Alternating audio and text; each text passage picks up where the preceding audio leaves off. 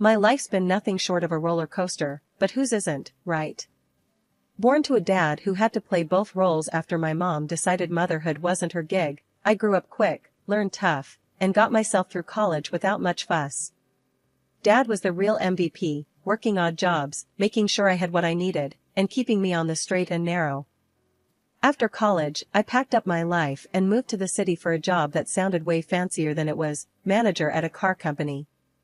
It was there, in the thick of engine oil and sales targets, that my path took a turn I never saw coming. The night I met Daniel, I was out with some work friends, blowing off steam at some dive bar that had more character than cleanliness. He walked in like he owned the place, and maybe in a way, he did, charming the socks off anyone within a 2-foot radius. Our eyes locked, and that was that. Fate, if you believe in that sort of thing. "Hey," he said, sliding up next to me at the bar. His smile was easy, his confidence infectious. "Hey yourself," I shot back, trying to match his vibe, but feeling my cheeks heat up. "Smooth, Erica, real smooth. What's a girl like you doing in a dump like this?" His tone was teasing, his grin wide. "Living the dream, clearly," I replied, rolling my eyes, but unable to keep the smirk off my face. "And you? Lost on your way to a GQ photo shoot?" He laughed, a sound that warmed me from the inside out. "Something like that. I'm Daniel, by the way." "Erica." Shaking his hand felt like sealing some unspoken deal. Little did I know. We talked for hours that night, about everything and nothing. The more we chatted, the more I realized Daniel was more than just a pretty face. He was smart, funny, and had a kind of sincerity that was hard to come by. When he asked for my number, I didn't think twice. Our whirlwind romance kicked off from there. Dates turned into weekends together, and before we knew it, 2 years had flown by. Daniel popped the question on a chilly evening in December, right in the middle of the street, with snow gently falling around us. It was so cliché, so unexpected, and so perfectly us. "Marry me, Erica. I'm a better man with you by my side," he said, his breath fogging in the cold air. I was speechless, a rare state for me. "Are you out of your mind? It's freezing, and you choose now to ask?" I teased, even as tears prickled at the corners of my eyes. "Would you have me any other way?" He grinned, dropping to one knee right there on the icy sidewalk. "In your dreams, Daniel. Of course, I'll marry you." And just like that, our new beginning started. After the whole neon snow proposal scene, life with Daniel took on a new kind of normal. We were in that love bubble where even the burnt toast felt like a sign of our quirky domestic bliss. But as with any couple, the real world wasn't about to let us float too high without a reality check. "Erica, we've been trying for a while now. Maybe we should see a doctor, just to check everything's alright," Daniel said one evening, his voice laced with a concern he tried to mask with a casual shrug. I paused, the reality of our situation sinking in. "Yeah, I guess it wouldn't hurt. I just thought it would have happened by now, My voice trailed off, a mix of disappointment and worry creeping in. The tests were a blur of clinical words and sympathetic smiles. "Everything seems in order, but these things can sometimes take time," the doctor had said, offering a reassuring pat on the shoulder that felt more patronizing than comforting. Months turned into a year, and the strain began to show. Not just on me, but on us. Daniel was trying to be supportive, but the disappointment each month was a heavy silence we both carried. One night, after yet another negative test, Daniel found me on the couch, staring blankly at the TV, not really seeing anything. "Hey," he said softly, sitting down beside me and taking my hand. "Talk to me, Erica." I sighed, the weight of our struggles pressing down on me. "What if it never happens, Daniel? What if we can't have a baby?" Daniel squeezed my hand, his eyes meeting mine with a fierceness I hadn't expected. "Then we'll figure it out. Together. We always do." But I refused to believe that. "We're going to have a family, Erica, no matter what it takes." His words were a lifeline, pulling me back from the edge of despair. I love you, Daniel. I just hate seeing you disappointed. Disappointed? Erica, the only disappointment is seeing you this upset. We're in this together, remember? Screw everything else. And then, when we least expected it, the impossible happened. I was late, but not in the way I'd grown accustomed to each month, with a sinking heart. This time, hope flickered to life, cautious and fragile. Daniel, I called out, holding the pregnancy test in shaky hands.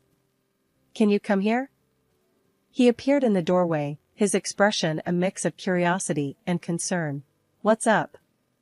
I held out the test to him, the positive sign glaring back at us in bold defiance of all the months of heartache. We're going to have a baby, I whispered, disbelief and joy mingling in my voice. Daniel's reaction was immediate and overwhelming. He scooped me up in his arms, spinning me around as he laughed, a sound so pure and full of happiness it brought tears to my eyes.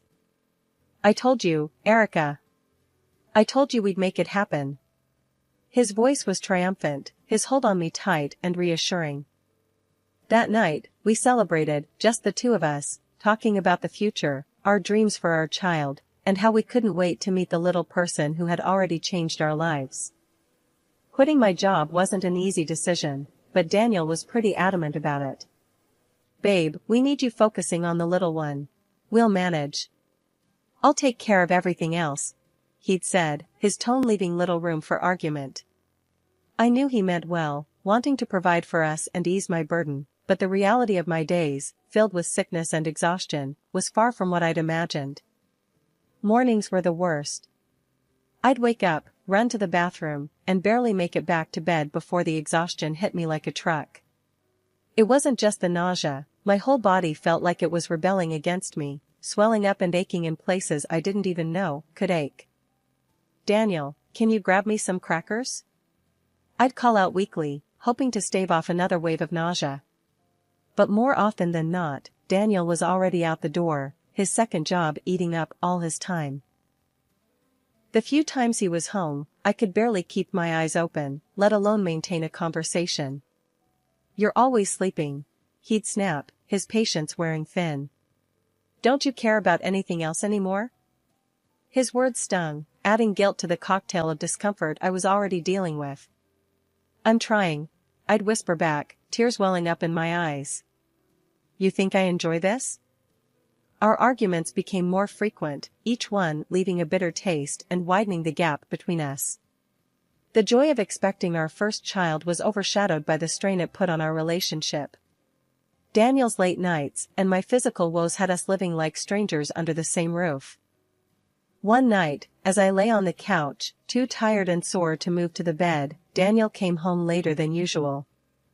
The sound of the door slamming jolted me awake, my heart racing. Another long night? I asked, my voice hoarse from disuse. What do you think? He retorted, his voice sharp with exhaustion. Someone's gotta pay for all this, he added, gesturing vaguely around our small apartment. I bit my lip, holding back the tears. I miss you, Daniel. We hardly talk anymore. He sighed, running a hand through his hair, a gesture I knew meant he was stressed. Erica, I'm doing the best I can here. I don't know what you want from me.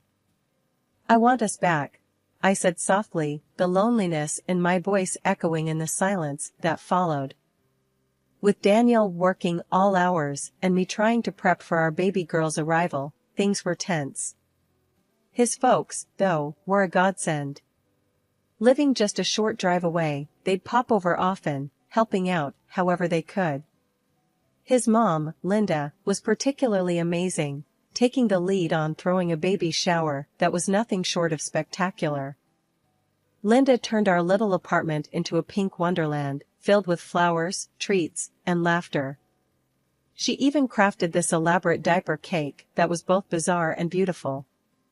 The wall behind the dining table was adorned with Sophia, our chosen name, in big, glittery letters. It was perfect, except for one glaring absence, Daniel. I'd asked him, no, pleaded with him to make it back in time. It's important to me, Daniel. Please, try to leave work early for once, I had said over the phone that morning, hope threading through my voice. Yeah, I'll see what I can do, he'd muttered, the sound of his keyboard clacking in the background. I should have known then not to get my hopes up. The party was a hit, with Linda's games and jokes keeping everyone entertained. Yet, my eyes kept darting to the door, wishing for it to open and Daniel to walk through. But he didn't. Not until long after the last guest had left, long after the laughter had died down. He stormed in at 11 p.m., the joy of the day evaporating the second I saw his face, contorted in anger. What the hell happened here? He barked, staring at the mess of decorations and leftover food. I was on the sofa, feet swollen, emotions frayed. It was the baby shower, Daniel. Your mom and we organized it together. And you couldn't clean up? What's with that stupid name on the wall? Is that supposed to stay there? His words were like daggers, each one slicing through the happiness I had felt just hours before. Tears spilled over, my voice a whisper among sobs. It's our daughter's name, Daniel. Your mother put it up. I thought you'd be here. He scoffed, his anger unyielding. I was working, Erica. Something you'd know nothing about anymore. With that, he stormed off to the bedroom, leaving me alone, drowning in a sea of pink and tears. The next morning was as if the night before had never happened. Daniel left for work without a word, the tension thick enough to cut with a knife. I sat there, in the aftermath of what was supposed to be a celebration, feeling more alone than ever. Linda came by later, her face falling as she took in the scene and my red-rimmed eyes. He didn't make it, did he? It wasn't a question. It was an acknowledgement of a painful truth. I shook my head, unable to find the words. She sighed, her disappointment in her son palpable. I'll talk to him, Erica. This isn't right. But I knew deep down that no amount of talking would fix what was broken. Daniel had drifted so far from us, from me, that I wasn't sure he could find his way back. The day our daughter, Sophia, came into the world, it was just me and the buzz of my phone. I texted Daniel right after she was born, a simple message bursting with the biggest news. You're a dad. Sophia's here. But all I got back was silence, even though I saw he'd read the message. It was like shouting into a void, expecting an echo that never comes. Leaving the hospital, my in-laws were the ones by my side, not Daniel. They were angels, honestly, helping with everything from the car seat to setting up a little nest for Sophia back at home. You just focus on being a mom, Erica. We've got the rest. Linda, my mother-in-law, assured me with a warm smile that made things a little less heavy. When Daniel finally did show up, days later, his awkwardness around Sophia was like a wall between us. I don't think I should hold her. I might do it wrong, hurt her or something, he muttered, staring at his own daughter like she was a stranger. I tried to keep the peace, keep things light. It's not rocket science, Daniel. You won't break her. Here, just support her head, I said, gently offering our daughter to him. But he just backed away, shaking his head. Nah, better not. I'm all thumbs, remember? His attempt at a joke fell flat, leaving a sour taste. It was clear it wasn't just clumsiness holding him back, he didn't want to hold her, be near her. Things didn't get better. Nights were the hardest. Sophia, like any newborn, kept us up at all hours. But instead of pulling together, Daniel pulled away. One night, after a particularly rough round of crying, he announced, I can't do this. I need sleep for work. I'll be in the spare room. Just like that, then? You're bailing on us? I couldn't hide the bitterness in my voice, holding Sophia close, feeling more alone than ever. It's not like that, Erica. I need to function, all right? And with that, he left our room, the gap between us growing wider with every step he took away. Days turned into weeks, and Daniel's visits to our bedroom became less and less frequent, until they stopped altogether. Our conversations were brief, functional, avoiding the elephant in the room, his absence, his detachment, and the growing distance between us not just as parents, but as a couple. One evening, I tried again, hoping to bridge the gap, for Sophia's sake. "She's changing every day, Daniel. Doesn't that mean anything to you?" I asked, hoping for something, anything, that showed he cared. He looked tired, worn down, but there was a flicker of something in his eyes when he glanced at Sophia. "Of course, it does, Erica. I'm just not cut out for the baby stage, I guess." "It's not a stage, Daniel. It's our life now," I replied, feeling the weight of our new reality pressing down on us both. Life with a newborn was no joke. Sophia was an angel by day, but turned into a party animal by night, crying and fussing till the sun came up. I was running on empty, looking more like a walking ghost than a new mom. Self-care was a distant memory, and all I dreamt about was sleep. One evening, as the clock ticked past our usual dinner time, I realized I hadn't even thought about cooking. Daniel came home, tired and hungry, to find the kitchen empty and me, half asleep with Sophia in my arms. "What's this? Where's dinner?" he barked, his voice echoing off the walls, filled with frustration. I blinked back, tears, exhaustion making it hard to form a coherent response. I didn't get to it. Sophia was up all night, and what? You're home all day, Erica. How hard can it be to throw something together?" His outburst cut deep, each word a reminder of how far we'd drifted from each other. This became our new normal, Daniel complaining about the lack of cooked meals, the untidy house, and how I was always too tired. His words stung, leaving me feeling inadequate and alone. One day, after a particularly harsh criticism, I reached out to Linda, spilling everything that had been happening. "Daniel just doesn't understand. I'm trying, but it's never enough," I confessed over the phone, the dam of my emotions breaking. "Oh, honey," Linda's voice was a mix of anger and sympathy. "He has no right to speak to you like that. You're doing your best. I'll have a word with him. And don't you worry, I'll help you out with the dinners." True to her word, Linda started dropping off meals for us, making sure Daniel didn't catch on. It was our little secret, and for the first time in weeks, I felt a glimmer of hope. "Thank you, Linda. I don't know what I'd do without you," I said one evening as she handed me a casserole, her presence a comforting reminder that I wasn't in this alone. "Don't mention it, dear. Your family. And it's high time Daniel remembered that too," Linda replied, her tone firm, promising change. Her help was a band-aid on a bullet wound, though. Daniel's temper flared over trivial things, his patience thinning more each day. The meals may have been sorted, but the underlying issues, the lack of understanding and support, remained. One night, as Daniel complained about the laundry not being done, I couldn't hold back any longer. "I'm not Superwoman, Daniel. I'm doing the best I can. Why can't you see that?" I yelled back, my voice shaky with pent-up frustration and fatigue. He stared at me, his expression a mix of surprise and annoyance. "Well, maybe if you managed your time better." "Managed my time better?" I interrupted, incredulous. "I'm trying to keep our daughter happy and healthy, on no sleep, with no help from you. What more do you want from me?"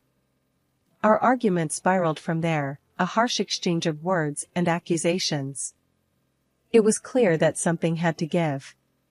Linda's intervention was a temporary fix, but Daniel and I were on the brink, our marriage strained to breaking point by resentment and misunderstanding. That evening, everything came to a head in a way I never expected. Daniel stormed in, his face thunderous, while I was setting the table with the food Linda had brought over.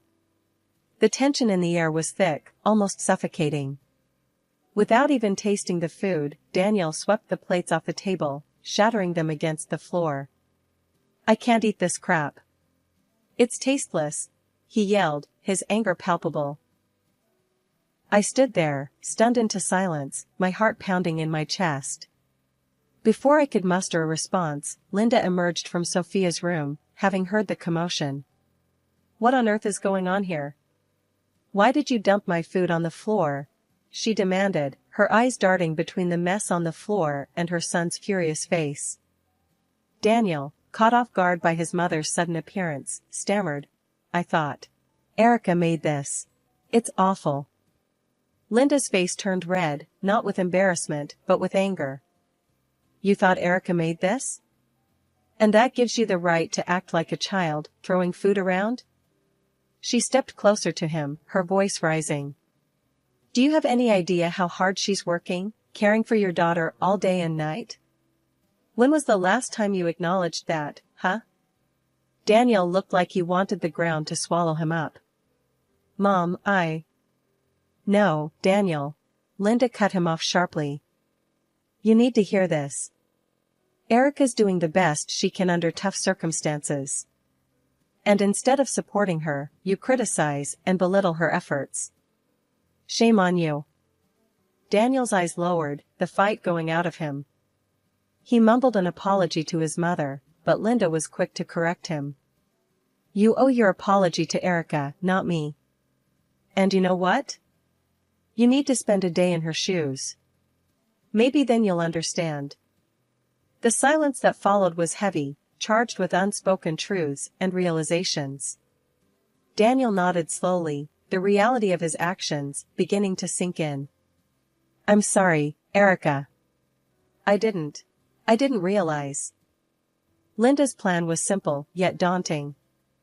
Daniel would take over all my duties for a day, caring for Sophia without any help unless it was absolutely necessary. I was skeptical, but desperate for a breakthrough. After Linda's departure, the air was still thick with tension, but there was a newfound resolve between us. So, we're doing this, huh? I asked, half doubting, half hopeful. You're going to take a crack at my day today? Daniel nodded, the weight of his recent realizations evident in his posture. Yeah, I need to see for myself. How hard can it be, right? There was a hint of his old, cocky humor, but it was laced with apprehension. Okay, but you're on your own, remember? I'm just a call away, but only if you really need it. I reminded him, laying out Sophia's schedule, her feeds, her naps, everything on paper. Spending the day with Linda was a breath of fresh air, literally and figuratively. We shopped, laughed, and for a few hours, I was just me again, not just a mom or a tired wife. Coming home, I was greeted by the sight of Daniel, who looked like he'd been through a war zone. His hair was a mess, there were stains on his shirt, and the living room looked like a toy bomb had exploded. Erica, he breathed out, relief and something else, maybe respect. Coloring his tone. He wrapped me in an exhausted embrace. I'm sorry. For everything. This was the hardest day of my life. I couldn't help but laugh, the tension of the past weeks melting away. Oh, really? And here I thought it was just me not managing my time well. I teased, but gently, seeing the genuine remorse in his eyes. He kissed my hands, an act so tender it made my heart swell. Please, don't leave me alone with her for that long again. I had no idea, everything you do. It's unbelievable. After that day, things started to shift between us. It was like we finally found our rhythm again, understanding and appreciating each other in ways we'd forgotten. He got it now, how relentless and exhausting it was to care for Sophia, and he stepped up, big time. Hey, why don't you take the afternoon off? He'd suggest on a Saturday, seeing the fatigue in my eyes. Go hit the shops or get your nails done. I've got Sophia. Linda and we became thick as thieves. She wasn't just my mother-in-law anymore, she was my confidant, my support system. You've done wonders for him, you know. For both of them, she'd tell me, and I could see the pride in her eyes. One evening, as we sat down after putting Sophia to bed, Daniel turned to me, his hand finding mine across the couch. I was thinking, maybe it's time for you to focus on what you want again. You've been talking about going back to work, right? I nodded, surprised. Yeah, but I didn't want to just spring it on you. We've just gotten back on track. He squeezed my hand, his smile reassuring. We're a team, remember? I've seen how much you've sacrificed, how hard you've worked to keep our little world spinning. It's my turn to support you now. The relief and love I felt in that moment was overwhelming. I've missed my work, but I was scared it would be too much for us to handle. We'll make it work. Just like we always do. Together, he said, the determination in his voice matching the resolve in my heart. And so, I started looking into going back to work, energized by the prospect of reclaiming a piece of myself that I'd put aside. Daniel and I, we found our balance, sharing the load of parenting and household duties, supporting each other's dreams and ambitions.